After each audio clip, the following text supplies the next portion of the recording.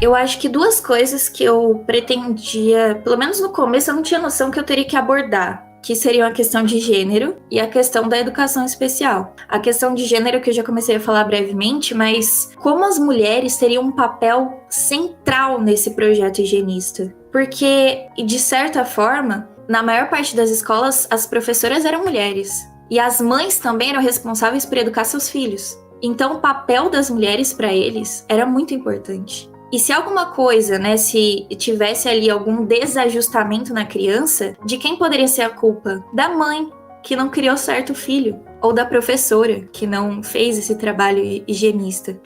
Lá em São Paulo, tinha um projeto nas escolas públicas que era a Escola das Mãezinhas. Desde criança, as meninas já aprendiam a maternidade, né? Aprendiam coisas sobre a maternidade. E mesmo assim, eles pensavam que em trabalhar a questão das futuras mães e trabalhar com os pais também. No Rio de Janeiro tinha um círculo de pais e professores. Então, às vezes, tinha algumas palestras dos higienistas para os pais e professores. E aí os higienistas comentaram nos arquivos que eles não tinham uma boa relação com os pais. Aí eu fiquei pensando, deve ser porque eles eram culpabilizados, né, pelos insucessos, né, nos parâmetros deles dos filhos. Tem um texto que o Porto Carreiro, ele foi um dos presidentes da Liga, ele apela, né, ele faz um apelo para as professoras e fala: professoras, vocês têm que corrigir as monstruosidades que vocês recebem nas escolas. Ou seja, de casa vem as crianças com uma educação toda errada. Vocês têm que corrigir. Vocês têm que falar para as crianças que o lugar deles aprenderem não é na casa, é na escola, que você que vai ensinar direitinho. Não é o pai, não é a mãe, você vai ensinar direitinho. O pai e a mãe não entendem muito dessas coisas. Então fala, corrijam essas monstruosidades com essas letras. Então, havia toda uma preocupação também de preparar a família, e caso não desse certo de preparar a família, preparar as professoras. Se não desse certo as professoras, o médico depois que teria que corrigir. Então tinham vários agentes assim envolvidos nesse processo de moldar o desenvolvimento da criança. E aí o grande problema que você até comentou, aí comparando com a Alemanha, né, para mim, seria que com o higienismo realmente teve uma evolução, talvez um desenvolvimento,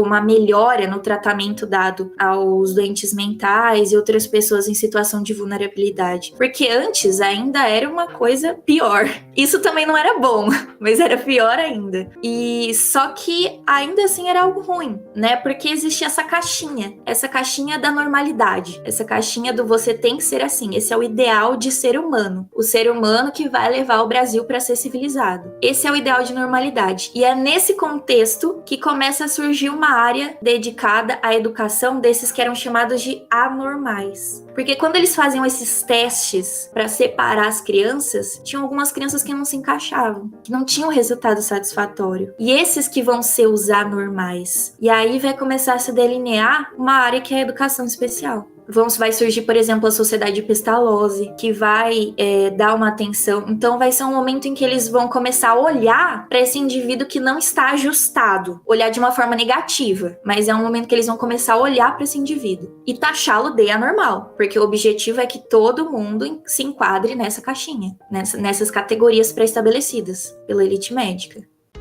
Apresentando os nossos patrocinadores: Gema Editorial, transforme suas palavras em obras-primas. RM2 Questões, estude agora mesmo com o primeiro e único aplicativo de questões para o RM2 SMV da Marinha do Brasil. Café João, saboreie a história em cada xícara. Graças ao apoio deles, podemos explorar novas ideias, melhorar a qualidade de nossa produção e manter a comunidade engajada e informada.